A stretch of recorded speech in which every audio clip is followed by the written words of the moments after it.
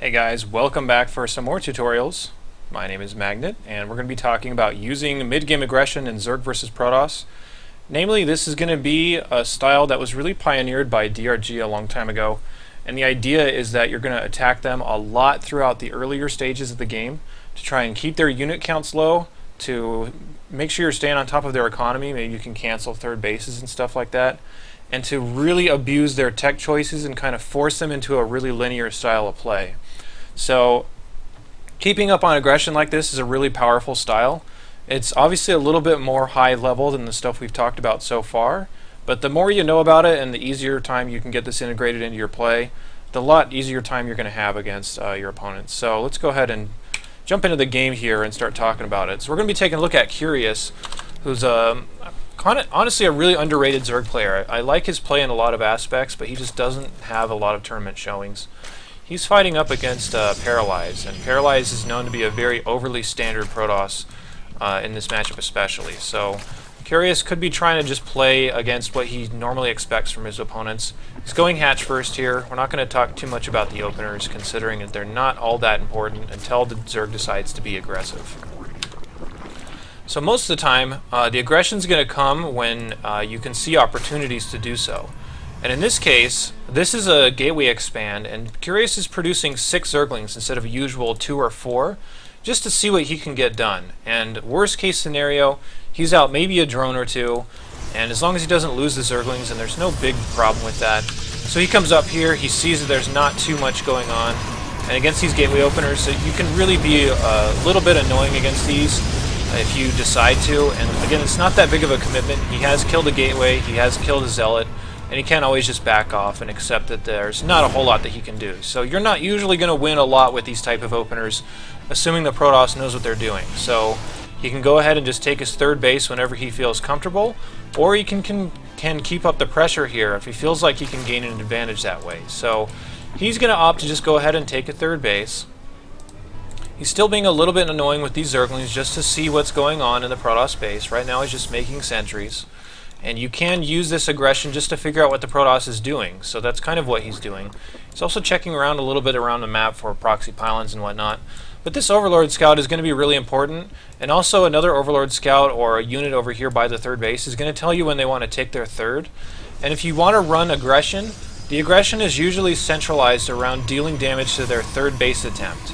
And that's mostly what we're going to see in these games. So we're just going to see Curious droning and continuing to be sure he's not going to die to any big attacks here. You can see more sentries coming out. The sentries, if you're just going for only sentries, they're really not going to be very good for any sort of gateway attack. And Curious has already reaffirmed that there's no pylons on the map by checking over and over. He's also checking with an Overlord to see what's happening. But he can see that this looks a lot like a third base attempt, and he's going to see the third base come down now that he's starting to show this probe over here. So Curious immediately is like, okay, now it's time to get him to mess up, and it's time to start my aggression, because he's taken a third, he's trying to hide behind just a few sentries, and if I get a good engagement, or if he doesn't force field properly, then this could really fall apart fast for him. So he's starting out with the zerglings, he's getting his Roach run on the way, and something really important to note is that his drone count is okay. It's not amazing, it's not poor. As long as it's okay with these type of aggression plays, and you can reliably do some sort of damage, then you should be in good shape here. But if your drone counts are just too low by this stage of the game, then it's obviously something you need to control a little bit better. So that's the only reason that this is really possible. Also grabbing his lair here, because the follow-ups to this aggression can be very, very devastating to a Protoss. So right now, he's just gearing up to do a little bit of damage to this. You can do these little bits of attacks to try and maybe pull them out of position and get them into a bad place to try and use force fields to defend themselves. But again, this is just really all about trying to deal some damage to somebody that's taking a third base. So Curious is just going to come down here with the zerglings once again. He's got a little bit of zerglings out on the map. Not showing too much aggression quite yet because he wants to wait for his roaches so he can start mixing those in. And notice how he's still making drones here and there, just to make sure he has a decent amount of mining on the rest of his bases. And this is going to be kind of a weird aggression because you can't usually expect to deal a ton of damage with plays like this, but you can do enough to force them into becoming very predictable. So the first thing Paralyze is going to do, he's going to move out, try to do a little bit of damage with this. Of course, the Zergling's counterattacking is really irritating for a Protoss player. He's also double checking to see if there's actually going to be some mining going on at this base, see if he needs to just defend an all-in or if he can afford to stay out on the map like this. Producing a lot of Roaches right now, producing a lot of Zerglings, and Paralyzed realizes that, you know, this probably isn't going to work out, so I'm just going to go back home. And now Curious can start launching his aggression. As you can see, he's on a ton of Roaches. He doesn't have that many drones, it's an okay amount, maybe 65. And the biggest thing here is that he's realizing what the composition is. So his idea is that the Protoss is just using a lot of Stalkers and Sentries, and this more than likely is either going to go into something like Blink, which you can see on the production tab here, or a lot of players will go into Colossus behind this. And his idea is to switch into something that's going to counter that.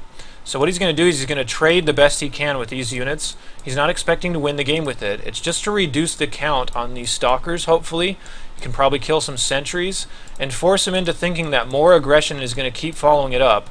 But then if you can switch into Mutalisks, then you're going to contain him for a really long time because he's going to have a hard time getting out of his base if he's already lost a lot of units that are supposed to be used to kill the Mutas.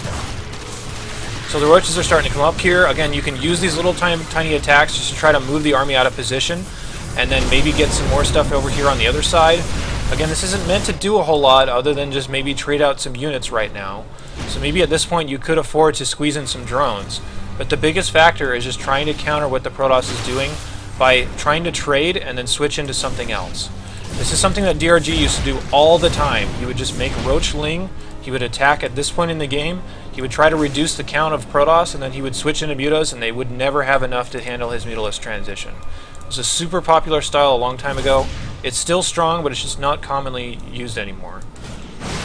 So he's taken a little bit of damage here on his Roaches, and you can see that even though it hasn't done a whole lot, he still has a lot of opportunity to switch out and kind of contain the Protoss for a little while. So he's still maintaining quite a bit of aggression in terms of forcing the Protoss to be linear. Now that the Mutars are out, he's thinking if he starts to respond a lot to the Mutalisk with Phoenix and stuff like that, I can maybe switch into Swarm Hosts or maybe Infestors or something like that. So he's already setting up his next stage of transition. And then once he realizes the Mutalisks are out, he can start getting a little bit of counterattacks done with these Roaches here, still maintaining a lot of aggression on that side of the map. But now the Protoss is going to be pretty contained back to his base because of this Mutalisk play. So you can either try to multi-prong and try to get his army out of position, which is what we're going to see here from Curious, and kind of play throughout that stage of the game. So not a lot of damage has been done, but still staying aggressive has offered him a lot of opportunity that he wouldn't have gotten if he was just sitting back at his base. So he's going to start fighting with these Mutalisks a little bit. Again, they're really expensive, you don't want to lose them. Just trying to lure the army out of position here, and if you can start getting good trades against these Sentries with these Zerglings and Roaches and whatnot, then you can continue to just stay aggressive for the rest of the game, and it's exactly what we're going to see here. So there's attacks on all fronts here. The Mutalisks are attacking the main, Roaches are attacking the natural. He can probably get this base down, and yeah, he does. As long as you can keep the Protoss in their base kind of jumping back and forth and not really accomplishing very much, it's a really good way to lay aggression on them. And this is just going to be constant here from Curious, just continually wearing him down with these different reactions. Now that the Phoenix are out, you can start to think about how to counter those. Maybe you can go into Infestors or switch even harder into something crazy like Ultralisks, which will be really hard to stop if you only have Phoenix. But again, if you can afford little positions like this where you can surround their army, again, staying aggressive, that's the only reason he's ever having any opportunity like this. And because Paralyzed recalled over to the side, now the main is exposed, now the Mutalisks and Zerglings can go basically wherever they want. Just staying all over the Protoss and never really giving an opportunity to catch his breath. This is one of the hardest styles to fight if you're a Protoss player. And it's just continual harassment, continual aggression, and continuing to force bad trades that the Protoss really can't afford to take. By the way, look at the supplies, 196 to 109. So if you think this hasn't really done anything, then yeah, it actually really has. And that is that Curious is maxed out and Paralyzed is having a hard time even securing his bases. So this type of aggression is really, really good, and you can see this game ends in another minute and a half because I believe Curious kills this Nexus. He already re-killed this one with his earlier attack, and I think he actually gets this one a little bit later. So yeah, aggression can be very strong if you know how to apply it properly, and you can kind of pit Protoss into a corner so they can't really dig themselves out of it because they don't have the right units, and because you force them to be on lower units because of trading earlier in the game. So let's take a look at some more of these so I can give you guys some different ideas. This time it's going to be Snoot versus Hasuabs, and this is going to be a little bit of a longer game that's all stemmed on the idea of preventing a third from mining for as long as possible. And it's really only a long game because Hasuabs just really doesn't die. So I mean, he doesn't. I mean, he's dead for quite a while, but he doesn't leave the game, I guess I should say. So this game does kind of drag on. So from Snoot's perspective, again, keeping the mining on that third low is going to be his goal here. Considering there's a big open area on the third, you can get a lot of different attack avenues, and that's something you're going to want to think about when you're planning your strategies for maps. But keeping on the constant aggression here and trying to just keep his unit count low and keep his item count low, or rather his item count, lol, his army count low will be really good. I'm probably just repeating myself, not really knowing what I'm talking about, but I'm trying. Okay, let's be honest here. I'm buying time to wait for the stage of aggression. There's nothing to talk about, so that's what I'm doing while we wait. So there's nothing else to say. So Snoot's still just double checking to be sure there's nothing too wild coming out here. He wants to continue to keep these zerglings forward so he knows when the third base is going to be taken. And once he believes that a good timing for a third base to be taken, which it can be as early as about 6:30 or 7 minutes from a Protoss, he's just going to produce a nice swell of Lings and just get in there with zergling speed and try to cancel the base, maybe try to kill some sentries, just try to make HoTS mess up in a multitude of ways. Here's the Roach Warren once again, and the timing has come. About 7 minutes, he's just going to start dumping out some zerglings here. And worst case scenario, if he's getting attacked on 2 bases, the zerglings will still be useful. So he's just predicting that the Protoss is going to want to take a third base here, taking a little bit of a chance, hoping that it works out. So sending some zerglings around the map just to double check for pylons that he's not being attacked by anything like DTs. He gets his zerglings down here, and it's going to work out for him pretty nicely because he's going to catch this probe that wanted to make an extra base. He's going to get some Lings into the main that'll double check all the scouting information that he'll want to know, which is things like gateway counts. Maybe he can see some tech. There's not a lot of gateways and a pretty middle of the road tech. You can see Blink and Forge spinning, so this is pretty normal stuff. He knows that this is more than likely going to want to be for something like a third base eventually, but keeping the pressure on here, again, this is points where you can make people mess up if you get them into a bad situation. So just continuing to rally zerglings forward here. Probably not going to deal too much damage with these, but every sentry he can pick off is a huge bonus because those are 100 gas, and your zerglings are dirt cheap, so that's the whole reason that he wants to trade here. Now that he realizes that HoTS is basically contained here, he's already delayed this base by at least a minute by just doing this. He's going to drone up behind this and keep the rest of his economy going, and forcing him to spend more units. He's even spending time walling off here. His base is going to be so much later than he wanted it to be. It's only because he produced those random zerglings. Kind of got a little bit fortunate by getting into the base there, but killing the probe is going to slow it down a lot. He can take his own fourth base now that he kind of realizes what's going on here. And he still has a lot of zerglings out. So if the Protoss is like, okay, now I'm safe, I'm just going to move down here with these few groups of units here. I'm like derping out so hard today.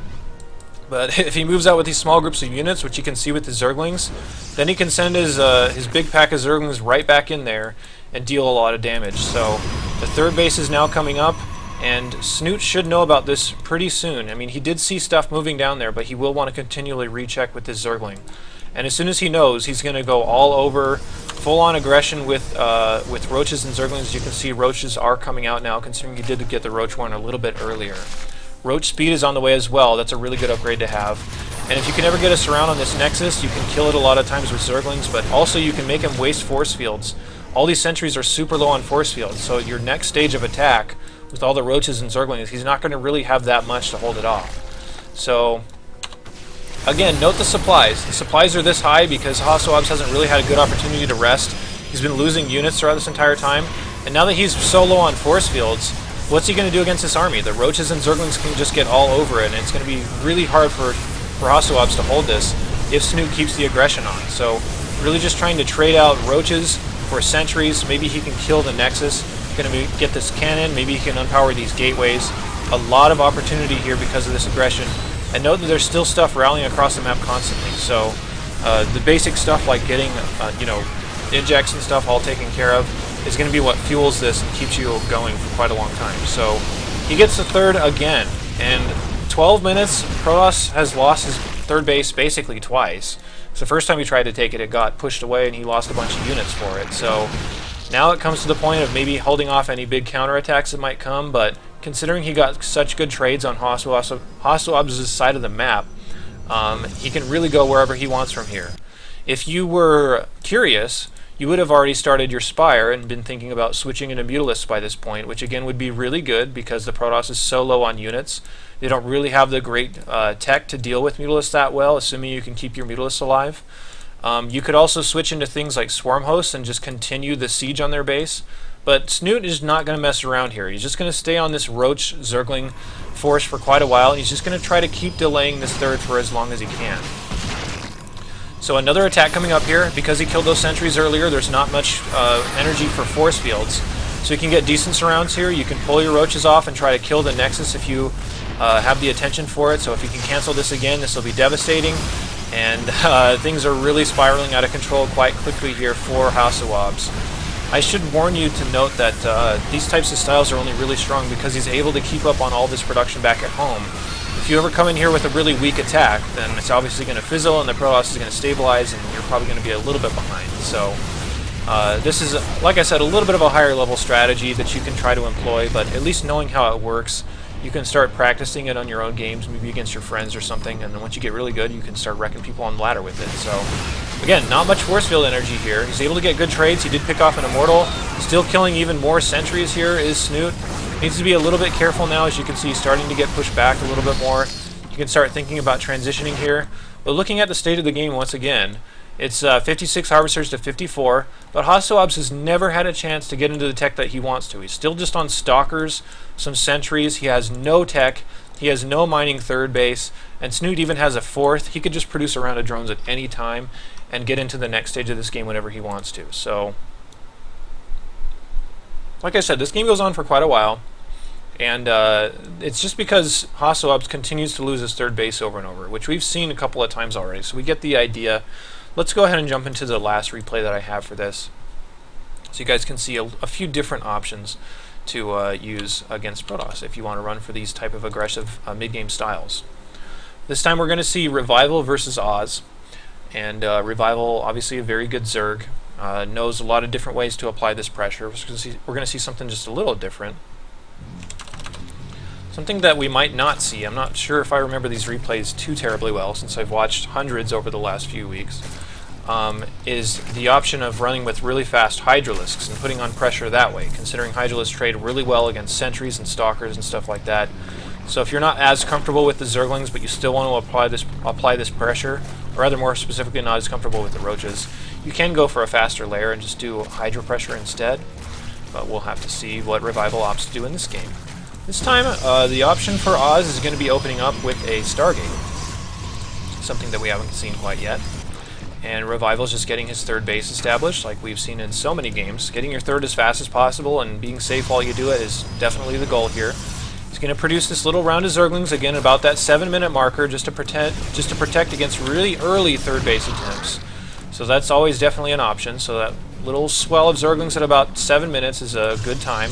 You can see that's when the base is coming down here.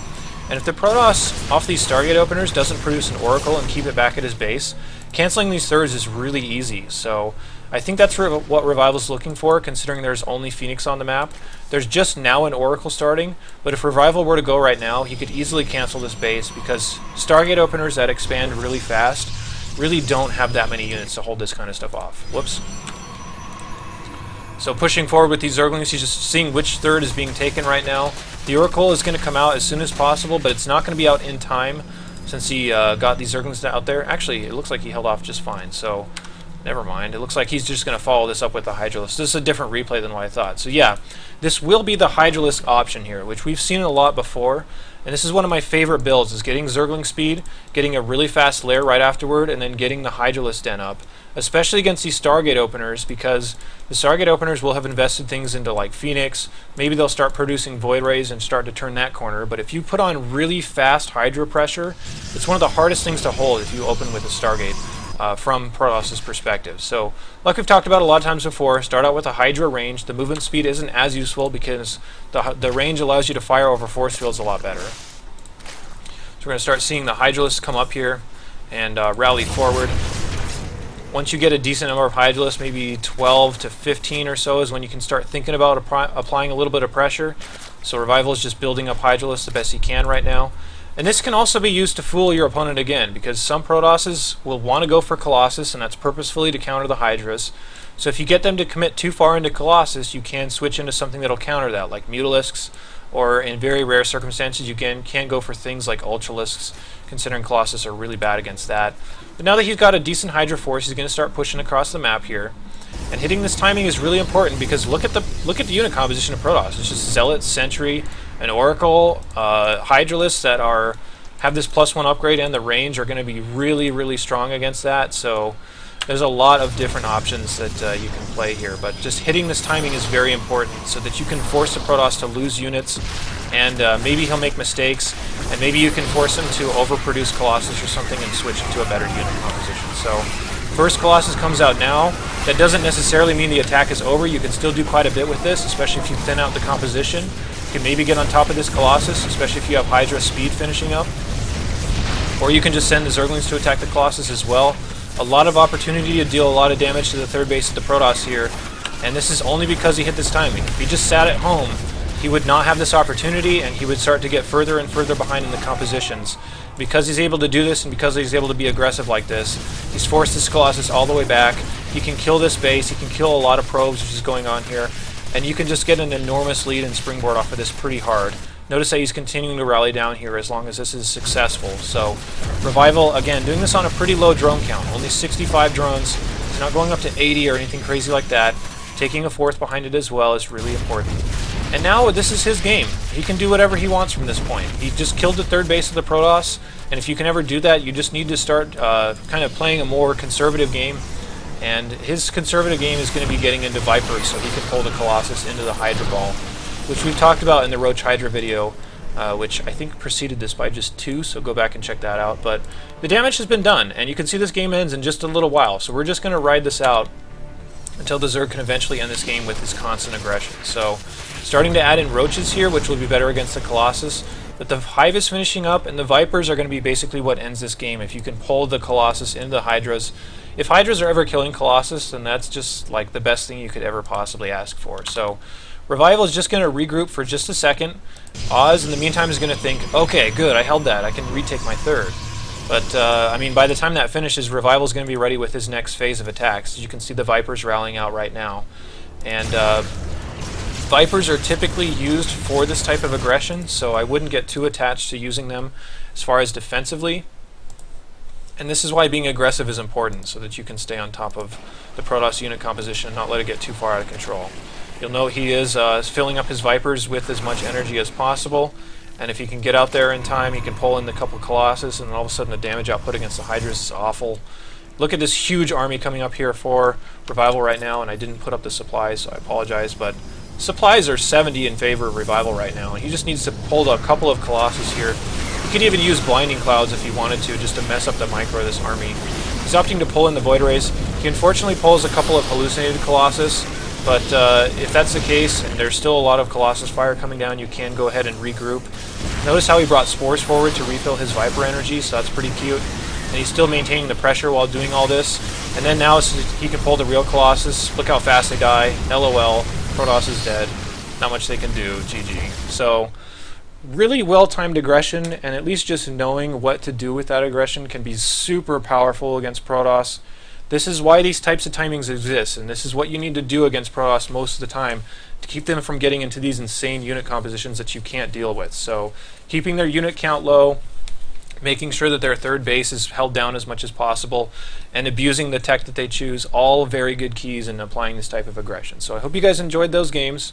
I'll always be back for more videos, so look out for that. In the meantime, I'll see you later, and take care.